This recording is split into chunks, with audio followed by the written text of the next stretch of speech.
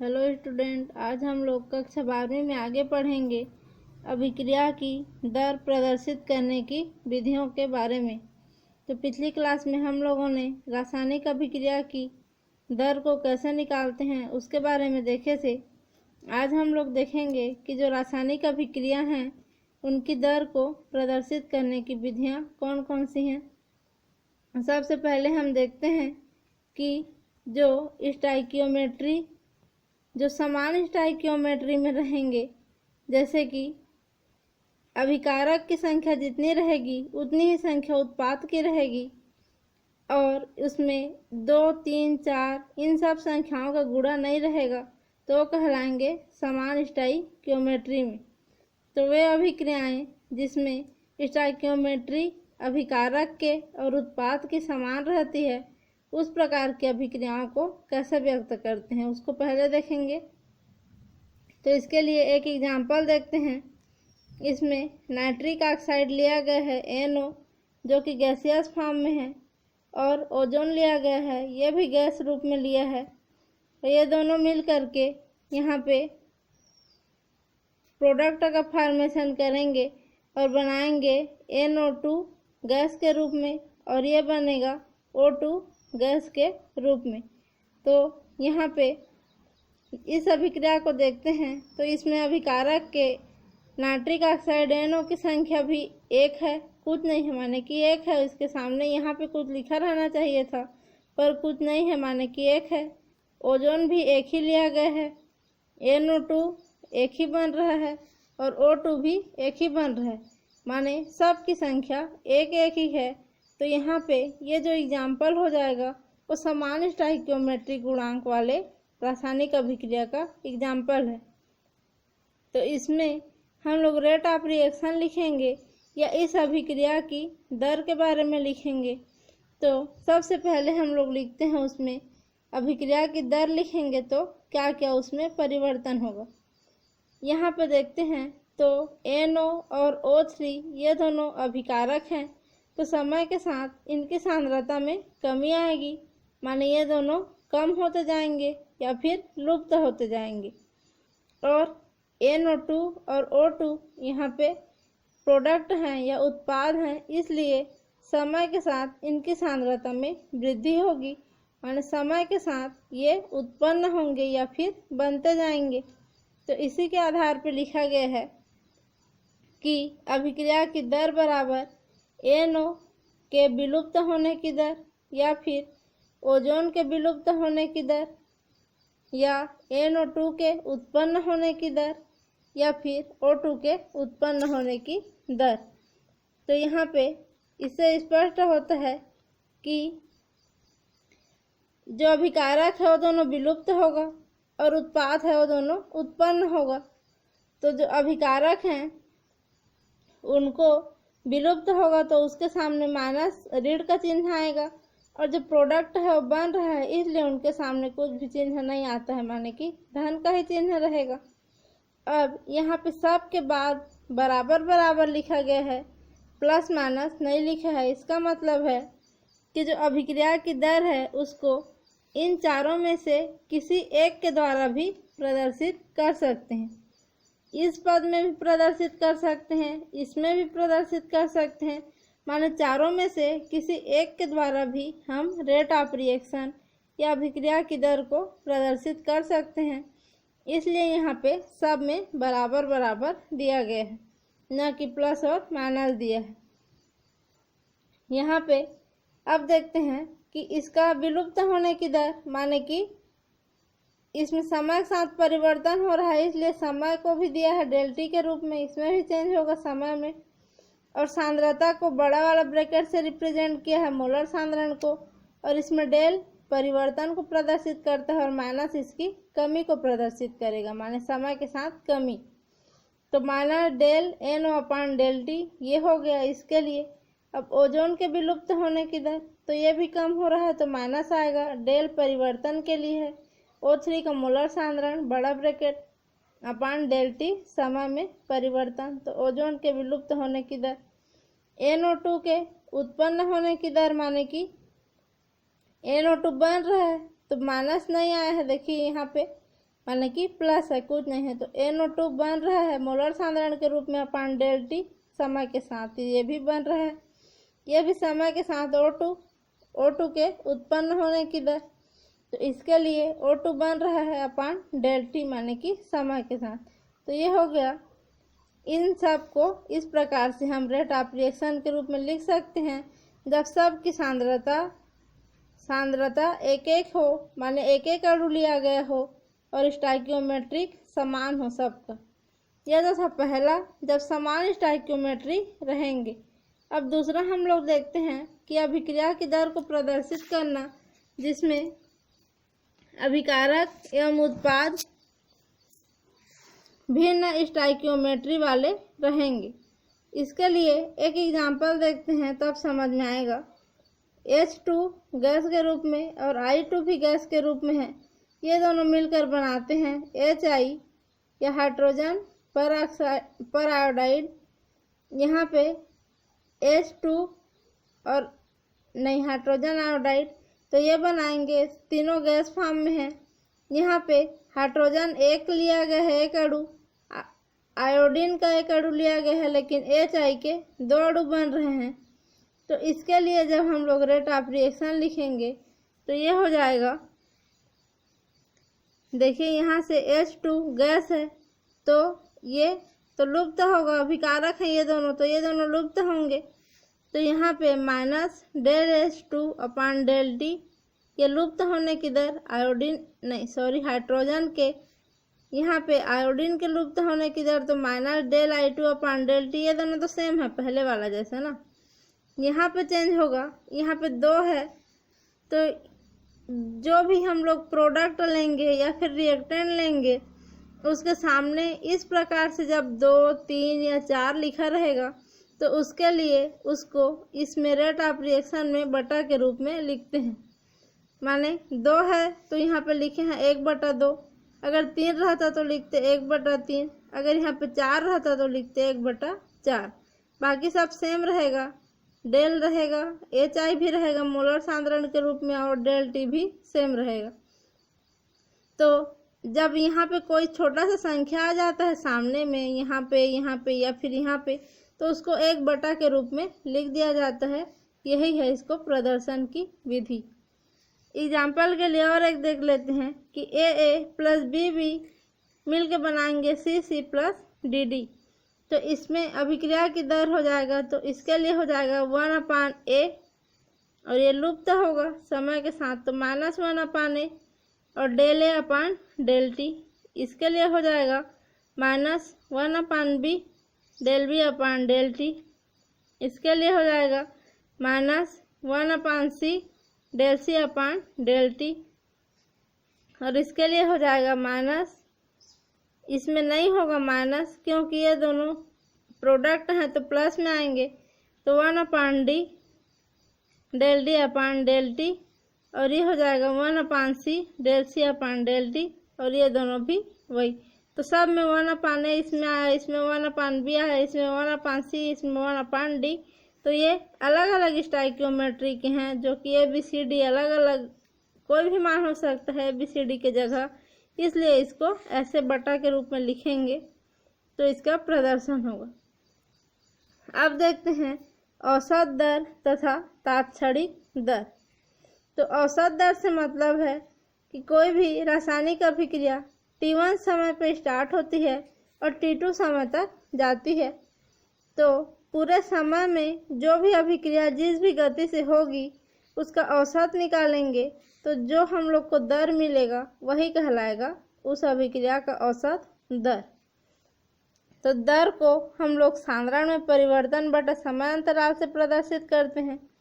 अगर औसत दर निकालेंगे तो उसको पूरे समय में अभिक्रिया की दर को जोड़ेंगे बटा जितना समय अंतराल लिया गया है उसको डिवाइड करेंगे उसमें से, तो औसत दर निकलेगा। लेकिन सामान्य दर में सांद्रण में परिवर्तन बटा समय अंतराल, तो ये हो जाएगा del X upon del t. Del परिवर्तन को प्रदर्शित करेगा, X सांद्रण को और T यहाँ पे टाइम को। एग्जाम्पल के लिए अगर एक कार लेते हैं हम लोग, उसको 4 घंटे में 400 किलोमीटर चलना है, तो पहले घंटे में अगर वो 200 किलोमीटर चलता है, दूसरे घंटे में 50 किलोमीटर चलेगा, तीसरे घंटे में फिर 150 किलोमीटर चलेगा, और तो 3 घंटे में ही पहुंच जाता है 400 किलोमीटर की दूरी को। तो हर घंटे में किसी में 100 किलोमीटर चला, किसी में 200 चला, किसी में 50 चला, इस प्रकार से वो हर घंटे में अलग अलग दूरी को तय करेगा। तो इसलिए जो औसत निकालते हैं तो सबको जोड़ करके कुल समय से भाग देना रहता है, तो औसत दर निकलेगा। लेकिन हर घंटे उसकी गति परिवर्तित हो रही है, तो औसत दर निकालना पॉसिबल नहीं हो पाता है, संभव नहीं हो पाता है। इसलिए जो औसत दर के साथ ही एक और उपयोग किया जाता है तात्क्षणिक दर। तात्क्षणिक माने कि एक ही क्षण में, तत् धन क्षण, एक क्षण में होने वाले उसकी गति को नाप करके उसका जो दर निकालेंगे वो कहलाएगा तात्क्षणिक दर। अगर इसको परिभाषा के रूप में देखते हैं हम लोग, तो ये हो जाएगा समय के किसी विशेष क्षण पर अभिकारक या उत्पाद के सांद्रण में परिवर्तन की दर उसकी तात्क्षणिक दर कहलाता है। माने समय के साथ उसके विशेष क्षण में उसके अभिकारक या फिर उत्पाद के सांद्रण में जो परिवर्तन होगा वो कहलाएगा तात्क्षणिक दर। अब इसको प्रदर्शित कैसे करते हैं, तो इसके लिए देखेंगे कि जो हम लोग अभिक्रिया की दर को del x upon del t से रिप्रेजेंट करते थे अभी तक, लेकिन इसमें हम लोग तत्क्षण बोल रहे हैं। तात्क्षणिक में तत्क्षणिक है तो उसमें एक ही क्षण में रिएक्शन हो जाएगा। तो एक क्षण की मान इतना कम होता है कि वो शून्य के लगभग इक्वल होता है। तो यहाँ पर डेल टी को हम लोग 0 शून्य की ओर, माने शून्य से के एकदम समीप होता है, जो समय का मान है एकदम कम समय, इसलिए यहाँ पे लिमिट डेल टी 0 के रूप में लिखते हैं। तो यही मान हो जाएगा del x upon del t. जब तात्क्षणिक के रूप में लिखेंगे तो डेल टी लिमिट के रूप में हो जाएगा 0 के, तो ये होगा डी एक्स अपान डी टी लिख देंगे। माने बड़ा वाला जो डेल लिखते थे उसके जगह में हम लोग स्मॉल डी का प्रयोग करेंगे, तो ये हो जाएगा डी एक्स अपान डी टी। तो जो डी है स्मॉल डी वो समय के साथ सूक्ष्म परिवर्तन को प्रदर्शित करता है। डी एक्स सांद्रण में अत्यंत सूक्ष्म रूप से सूक्ष्म परिवर्तन है, एकदम कम परिवर्तन। और डेल टी क्या है, समय के अत्यंत सूक्ष्म रूप से सूक्ष्म समय के अंतर्गत डेल टी होता है। तो डेल एक्स अत्यंत सूक्ष्म सांद्रण परिवर्तन और डेल टी अत्यंत सूक्ष्म उसका टाइम परिवर्तन, ये हो गया। तो जो तात्क्षणिक दर होगा सांद्रण में अत्यंत सूक्ष्म परिवर्तन या फिर डी एक्स और अत्यंत सूक्ष्म समयांतर माने कि डी टी, इस रूप में प्रदर्शित करते हैं इसको। अब इसके लिए हम लोग समझने के लिए देखते हैं, आर कोई रिएक्टेंट है, अब प्रोडक्ट का फॉर्मेशन करेगा, रिएक्टेंट से प्रोडक्ट बनेगा। उसके लिए अगर देखेंगे रिएक्शन तो पहले लिखते थे उस रूप में ऐसे लिखाएगा डेल आर अपान डेल टी और माइनस हो जाएगा। लेकिन अगर हम लोग को तात्क्षणिक दर के रूप में लिखना है तो इसी को क्या कर देंगे, डेल टी कहाँ किस ओर जाएगा, 0 की ओर, माने कि ये तात्क्षणिक के लिए है। तो यहाँ पे जो बड़ा बड़ा डी था उसके जगह में बड़ा बड़ा डेल था उसके जगह में स्मॉल डी को प्रदर्शित करेंगे, बाकी सब सेम रहेगा। तो ये डेल आर था वो हो जाएगा स्मॉल डी आर और डेल टी था वो हो जाएगा स्मॉल डी टी। उसी प्रकार ये रिएक्टेंट के लिए है तो माइनस है, प्रोडक्ट के लिए आर के जगह में पी हो जाएगा, बाकी सब सेम है। तो इस प्रकार से इसको प्रदर्शित करते हैं तात्क्षणिक दर को। अगर ये भी असमान स्टोइकियोमेट्री वाला रहेगा तात्क्षणिक दर, तो इसको प्रदर्शित करने के लिए जैसे ये है अभिक्रिया ए प्लस बी, ये भी बनाएगा उत्क्रमणीय अभिक्रिया है यहाँ पे सी प्लस डी। तो अभिक्रिया की दर बराबर हो जाएगा 1/A। मैं बोल रही थी सामने जो भी आएगा उसको 1/, के रूप में लिखेंगे, 1/, के रूप में या 1/, के रूप में। तो ये हो जाएगा 1/A। और इसके लिए स्मॉल डी आएगा क्योंकि हम लोग तात्क्षणिक लिख रहे हैं, तो स्मॉल डी A/स्मॉल डी और टी, ये माइनस रिएक्टेंट के लिए, ये बी में भी माइनस आएगा 1/B इसके लिए और dV/dt। ये दोनों प्रोडक्ट हैं तो ये दोनों माइनस नहीं आएगा।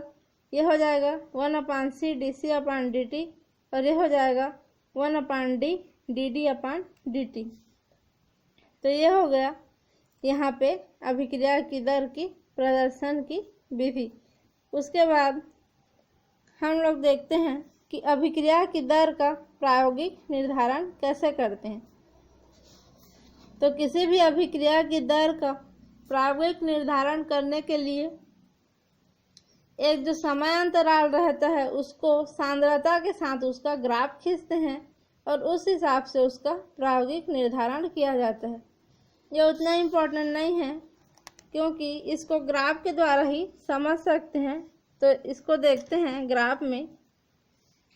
तो इसके लिए जैसे कोई हम लोग अभिक्रिया लेंगे तो उसमें जो भी प्रोडक्ट रहेगा या फिर रिएक्टेंट रहेगा उसमें देखेंगे तो NO2 की सांद्रता है यहाँ पे और यहाँ पे समय है।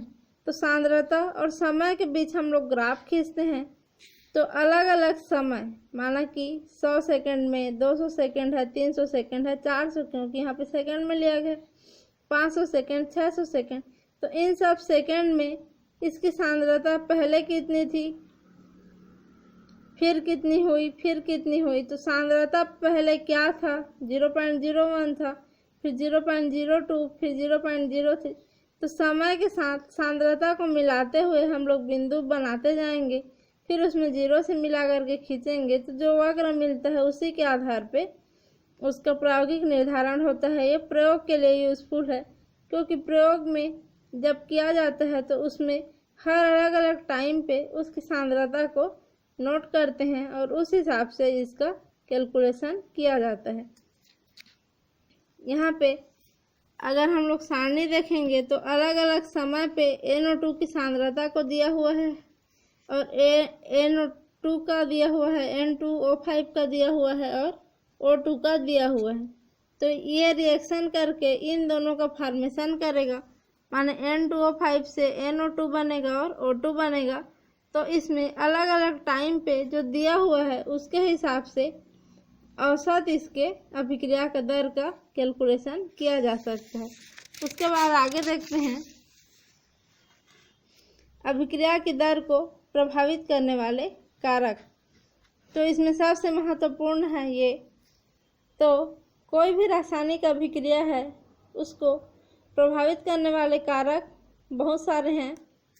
सबसे पहले देखते हैं अभिकारकों का सांद्रण। तो जो कोई भी रासायनिक अभिक्रिया है अभिकारक से ही शुरू होती है और प्रोडक्ट तक पहुंचती है। तो अभिकारकों का सांद्रण जितना ज़्यादा बढ़ाएंगे, जैसे एक निश्चित आयतन लिए हैं, इतना आयतन है, इसमें अणुओं की संख्या जितनी ज़्यादा होगी उसमें टक्करों की संख्या भी ज़्यादा होगी। टक्कर ज़्यादा होंगे तो उसमें अभिक्रिया ज़्यादा होगी, टकराएंगे तो क्रिया करेंगे। अब क्रिया करने के बाद वो जितना ज़्यादा प्रोडक्ट फॉर्मेशन करेंगे उतना ज़्यादा उनका रिएक्शन का रेट होगा या दर होगा। तो अभिकारकों का जब सांद्रण बढ़ाया जाता है या बढ़ता है तो अभिक्रिया की गति भी बढ़ जाती है क्योंकि प्रभावी टक्करों की संख्या बढ़ती है और रेट ऑफ रिएक्शन का मान भी बढ़ जाता है, माने अभिक्रिया की दर बढ़ जाता है। अगर अभिकारक की सांद्रता को दुगुनी कर दी जाए तो अभिक्रिया की दर भी दुगुनी हो जाती है क्योंकि निश्चित आयतन में कणों की संख्या में वृद्धि हो जाती है। तो यह तो था अभिकारकों का सांद्रण का प्रभाव। अब देखते हैं कि ताप का प्रभाव। तो जो ताप बढ़ाते हैं किसी भी क्रिया में, तो जो अणु निष्क्रिय रूप से पड़े रहते हैं, अणु या परमाणु या आयन जो भी, वो ताप बढ़ाने पे एक्टिव हो जाते हैं और गति करने लगते हैं। गति करेंगे तो आपस में टकराएंगे, बहुत सारे कण इधर उधर गति करेंगे बेतरतीब रूप से, तो आपस में टकराएंगे तो रिएक्शन करेंगे तो उसमें रासायनिक अभिक्रिया होगी और अभिक्रिया की दर का मान बढ़ेगा। तो ताप रासायनिक अभिक्रिया की दर के अनुक्रमानुपाती होती है, माने अभिक्रिया की दर को बढ़ाती है। और 10 डिग्री सेंटीग्रेड अगर ताप में वृद्धि करते हैं तो अभिक्रिया की दर लगभग 2 गुनी हो जाती है, जिसको ताप गुणांक में पढ़ेंगे आगे। उसके बाद आता है अभिकारक और उत्पादों की प्रकृति। तो भौतिक प्रकृति, जैसे हम लोग लकड़ी जलाते हैं तो बड़ा वाला लकड़ी का बंडल रहेगा, जैसे ये एक लकड़ी है, इसको जलाएंगे तो इसमें इसका जो सतह है बाहर गोल गोल दिखाई दे रहा, बाहर जो दिखाई दे रहा है वही इसकी सतह है ये सब। तो इसको जलाएंगे तो ये थोड़ा धीरे जलेगा, लेकिन इसी को हम लोग बुरादा के रूप में जलाएंगे तो बुरादा के रूप में जल्दी आग पकड़ लेता है, भंग से जलता है एकदम। तो बुरादा के रूप में रहेगा तो उसका ज़्यादा पृष्ठ का सतह ज़्यादा ओपन रहता है, माने पृष्ठ का क्षेत्रफल बढ़ जाता है, इसलिए वो जल्दी आग पकड़ता है। लेकिन जब एक ठोस लकड़ी को जलाया जाता है तो उसमें सतह का क्षेत्रफल कम रहने के कारण धीरे धीरे जलता है। तो उसी प्रकार रासायनिक अभिक्रिया में कोई भी हम लोग अभिकारक लेंगे या कण लेंगे तो उसके पृष्ठ का ज़्यादा भाग, जितना ज़्यादा क्षेत्रफल रहेगा उतनी जल्दी रासायनिक अभिक्रिया होगी, और पृष्ठ का क्षेत्रफल जितना कम रहेगा रासायनिक अभिक्रिया उतनी ही कम रहेगी। तो छोटे छोटे कण लेंगे तो पृष्ठ का क्षेत्रफल बहुत ज़्यादा बढ़ जाता है और रासायनिक अभिक्रिया होने की संभावना बढ़ जाती है और रासायनिक अभिक्रिया की दर भी बढ़ जाती है। यही है उसकी भौतिक प्रकृति। उसके बाद देखते हैं कि जो रासायनिक अभिक्रिया की दर को प्रभावित करने वाले रासायनिक प्रकृति क्या होती है अभिकारकों की। तो कोई भी अभिकारक हो, बंध बनाते हैं, उसमें बंध पाया जाता है, तो बंध पाया जाएगा तो उस बंध को तोड़ने के लिए जितनी ज़्यादा ऊर्जा की आवश्यकता होगी उतना कम उसका अभिक्रिया का दर रहेगा। माने प्रबल रूप से बंधे हुए हैं अभिकारक के अणु तो मुश्किल से टूटेंगे, और टूटेंगे तब ना प्रोडक्ट बनाएंगे। तो जितना कठिनाई से टूटता है उतनी कम अभिक्रिया होती है। तो प्रबल बंध रहेगा तो तोड़ने के लिए ज़्यादा ऊर्जा की आवश्यकता लगेगी, तब टूट करके नया प्रोडक्ट बनाएगा। और दुर्बल बंध रहेंगे तो कम ऊर्जा में टूट जाएगा उसका बंध और टूट करके फिर से नया प्रोडक्ट जल्दी से बनेगा। तो बंध की प्रकृति पर निर्भर करती है कि अभिक्रिया किस प्रकार से है। इसमें सक्रियण ऊर्जा भी इसके लिए यूजफुल यहाँ पे होता है कि सक्रियण ऊर्जा माने कि अणुओं को क्रिया करने के लिए जो न्यूनतम आवश्यक ऊर्जा रहती है वह कहलाता है सक्रियण ऊर्जा। तो सक्रियण ऊर्जा का मान कम रहने पे जल्दी सक्रिय हो जाएंगे और जल्दी रासायनिक अभिक्रिया होगी तो अभिक्रिया की गति तीव्र होगी। और सक्रियण ऊर्जा का मान ज़्यादा है तो उसके लिए ज़्यादा ऊर्जा देना पड़ेगा तब अभिक्रिया होगी, तो वह अभिक्रिया मंद अभिक्रिया होती है। उसके बाद देखते हैं विकिरण का प्रभाव। तो बहुत सारे रासायनिक अभिक्रिया सूर्य के प्रकाश में या सनलाइट में बहुत जल्दी हो जाते हैं और अंधेरे में बहुत धीमे धीमे होते हैं। तो सनलाइट में जो सूर्य के प्रकाश में विभिन्न प्रकार की किरणें हैं, जैसे पराबैंगनी किरणें, रेडियो एक्टिव किरणें, माइक्रोवेव, ये सब, तो उसमें से कुछ किरणों को कुछ रासायनिक अभिक्रिया विशेष किरणों को अवशोषित करती हैं। अवशोषित करने के बाद उनकी उपस्थिति में प्रकाश में रासायनिक अभिक्रिया उसमें तेजी से होती है, तो विकिरण का भी प्रभाव पड़ता है रासायनिक अभिक्रिया की दर में। उदाहरण देखते हैं कि H2 और Cl2 हाइड्रोजन और क्लोरीन गैस जब HCl का फॉर्मेशन करेंगे तो यह अभिक्रिया प्रकाश के अब्सेंस में या अनुपस्थिति में या डार्क में या अंधेरे में, कुछ भी बोल सकते हैं, अंधेरे में, डार्क में, या फिर प्रकाश के अब्सेंस में या प्रकाश की अनुपस्थिति में धीमी होती है। लेकिन उसी अभिक्रिया को जब सनलाइट के प्रेजेंस में रखा जाता है, कराया जाता है, तो यहाँ पे जल्दी अभिक्रिया होती है, क्योंकि पराबैंगनी किरण जो सनलाइट में प्रेजेंट रहेंगे उनकी प्रेजेंस में यह अभिक्रिया जल्दी होती है। और इन अभिक्रियाओं को जो प्रकाश की उपस्थिति में होती है प्रकाश रासायनिक अभिक्रिया बोलते हैं, क्योंकि ये तो रासायनिक अभिक्रिया पहले से थी लेकिन प्रकाश की उपस्थिति में हो रही है, तो उसमें इसलिए बोला जाता है प्रकाश रासायनिक अभिक्रिया। उसके बाद आता है उत्प्रेरक का प्रभाव। तो किसी भी रासायनिक अभिक्रिया में उत्प्रेरक अभिक्रिया को में अभिकारकों को क्रिया करने के लिए प्रेरित करता है, लेकिन स्वयं रासायनिक अभिक्रिया में भाग नहीं लेता है, वो कहलाता है उत्प्रेरक। तो अभिक्रिया में जो सक्रियण ऊर्जा रहता है उसके मान को कम करने का काम करता है उत्प्रेरक। तो सक्रियण ऊर्जा के मान को कम करेगा तो कम ऊर्जा मिलने पर भी वह रासायनिक अभिक्रिया करने लगेगा।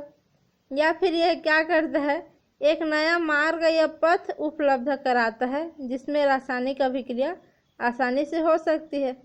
तो इसलिए उत्प्रेरक का प्रभाव बहुत अधिक पड़ता है रासायनिक अभिक्रिया को बढ़ाने के लिए या फिर अभिक्रिया की दर को बढ़ाने के लिए। एग्जाम्पल देखेंगे, जो एथिल एसीटेट है उसका जल के साथ रिएक्शन कराते हैं, माने कि जल अपघटन कराते हैं, तो H+ आयनों के सांद्रण ये H2O किस में टूटेगा, H+ और OH- में टूटेगा। तो H+ का सांद्रण इसके टूटने से बढ़ता है, तो इसका मान जब बढ़ता जाता है तो ये H+ किससे रिएक्शन करेगा, CH3 COO- से रिएक्शन करेगा, और CH3 COO- और H+ मिलके बनाएंगे एसिटिक एसिड प्लस C2H5, और इसका OH जो बचा है वो मिलके बनाएगा C2H5 और OH, माने कि एथिल एल्कोहल। H+ आयनों के सांद्रण बढ़ने से रेट ऑफ रिएक्शन इसका बढ़ता है। यहाँ पे H+ आयन एक उत्प्रेरक का अम्ल की उपस्थिति में यहाँ पे H+ आयन उत्प्रेरक का काम करता है। उसके बाद आता है दाब का प्रभाव या इफेक्ट ऑफ दाब। तो यहाँ पे कोई भी रासायनिक अभिक्रिया जब गैसीय अवस्था में होती है तो उसका दाब बढ़ाने पे अगर अणुओं की संख्या अभिक्रिया में ज़्यादा है, अभिक्रिया में ज़्यादा अणु हैं और उत्पाद में कम अणु हैं, तो दाब को बढ़ाएंगे तो प्रेशर बढ़ेगा, ऊपर से प्रेशर इधर बढ़ेगा तो अभिकारक के अणु क्रिया करके प्रोडक्ट का फॉर्मेशन करने लगेंगे, और दोनों ओर जब तक मोलों की संख्या बराबर नहीं हो जाती, प्रोडक्ट की ओर और रिएक्टेंट की ओर और प्रोडक्ट की ओर, तब तक दोनों माने अगर अभिक्रिया होती रहेगी। इधर 3 अणु है और इधर 1 अणु है, तो इधर दाब बढ़ाएंगे तो ये अणु एक और अणु प्रोडक्ट में चेंज होगा, और इधर भी 2 अणु और इधर भी 2 मोल बचेगा। इसलिए दाब का प्रभाव भी रासायनिक अभिक्रिया पे पड़ता है। तो ये था रासायनिक अभिक्रिया को प्रभावित करने वाले कारक। अब इसमें से रिलेटेड एक क्वेश्चन देख लेते हैं, उसके बाद 3-4 क्वेश्चन सेंड कर दूंगी ग्रुप में, जिसको आप लोग देख लेना। एक क्वेश्चन देखते हैं कि कोई अभिक्रिया है जो कि 2 क्या है उसमें रिएक्टेंट है और ये प्रोडक्ट का फॉर्मेशन कर रहा है। तो इसमें जो A का सांद्रण है, यहाँ पे A है, इसका सांद्रण 10 मिनट में 0.5 मोल पर लीटर से घट के क्या हो जा रहा है। देखो शुरू में इसका सांद्रण क्या था, 0.5 मोल पर लीटर था, लेकिन 10 मिनट हो गया रिएक्शन होते तो इसका सांद्रण कितना हो गया, 0.4 मोल पर लीटर हुआ। माने 0.5 से घट करके क्या हो गया, 0.4, क्योंकि A यहाँ पे अभिकारक है तो इसका सांद्रण घट करके 0.4 हो गया। तो अब इसमें क्या निकालने बोला है कि इस समय अंतराल में अभिक्रिया की दर की गणना कीजिए, रेट ऑफ रिएक्शन निकालिए। तो यहाँ हम लोग हल में देखते हैं कि जो 2 अभिकारक था वो प्रोडक्ट में चेंज हुआ, तो उसके लिए रेट ऑफ रिएक्शन लिखेंगे तो ये क्या हो जाएगा, 2 है तो 1/2 हो जाएगा, और यहाँ पे माइनस आएगा क्योंकि ये अभिकारक है, यहाँ नहीं दिया है लेकिन माइनस यहाँ पे आएगा। फिर डेल A में क्या होगा, डेल एम में हो जाएगा 0.5 माइनस 0.4। तो यहाँ पे उल्टा इसलिए दिया है क्योंकि यहाँ पे माइनस नहीं दिया है। यहाँ पे अगर माइनस रहता तो ये होता 0.5 माइनस 0.4, लेकिन यहाँ पे डायरेक्ट हल कर दिया है तो इसको समझना है आप लोग को। तो यहाँ पे अगर प्लस कर दिया माइनस होता, लेकिन नहीं है इसलिए इसको भी उल्टा किया है। कम में ज़्यादा को घटा रहा है माने कि उल्टा किया है। यहाँ पे माइनस करेंगे तो ये घट जाएगा 0.5 माइनस 0.4। तो उसको फिर प्लस में चेंज करेंगे तो ये आएगा। पहले माइनस करके लिखना है फिर प्लस में चेंज करना है तो यही आएगा। तो इसका मान हो जाएगा, यहाँ से घटाएंगे तो ये हो जाएगा 1/2 तो रहेगा, तो ये 2 नीचे 10 से गुणा हो जाएगा और 10 मिनट में चेंज हो रहा है इसलिए यहाँ पे 10 लिए है। 10 दूनी हो जाएगा 20 और यहाँ पे क्या बचेगा 0.1 और ये बड़ा है तो यहाँ पे माइनस, तो माइनस 0.1। इसको डिवाइड करेंगे भाग देंगे तो ये आ जाएगा 0.005 मोल पर मिनट, क्योंकि यहाँ पे मिनट में लिए हैं तो पर मिनट में आएगा। तो ये है उसका आंसर जो क्या कहलाएगा अभिक्रिया की दर। तो मोल पर लीटर में मोल पर सेकेंड रहता है तो यहाँ पे मिनट में है इसलिए दिया है मोल पर मिनट और ये है उसका मान। तो इस प्रकार से 1-2 और रिएक्शन एग्जाम्पल मिल जाएगा बुक में, उसको आप लोग देख लेंगे। आज के लिए यहीं तक, फिर अगली क्लास में आगे पढ़ेंगे।